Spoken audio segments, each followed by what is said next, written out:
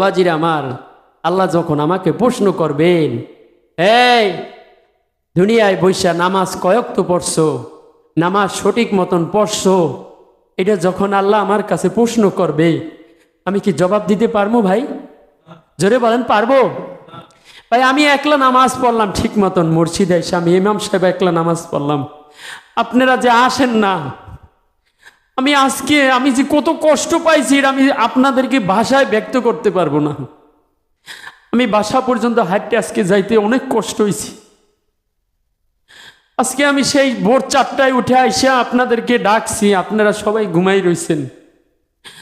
আমার যে কত কষ্ট হয়েছে আজকে নামাজটা পড়াইতে ফজরের, যেটা আমি আপনাদেরকে ভাষায় ব্যক্ত করতে পারবো না।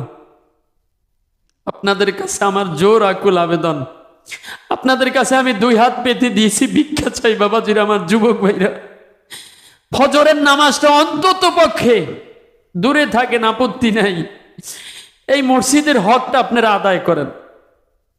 পারবেন না বাবারা? জোরে কান, পারবেন না?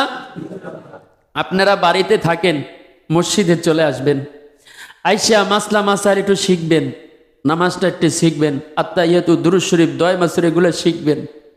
এতে আপনাদের লাভ, ক্ষতি নাই, লাভ আছে। অতএব আপনাদের কাছে আমার এই কথা বলেই আমি শেষ করলাম, আপনারা মেহেরবানি করে মসজিদে এসে একটু নামাজ পড়বেন, এটা আপনাদের কাছে আমার আকুল আবেদন, সকল মুসল্লিদের কাছে আমার আকুল আবেদন এবং দাবি। এই দাবিটা আপনারা পূরণ করার চেষ্টা করবেন, বলেন আমিন। জোরে বলেন আমিন।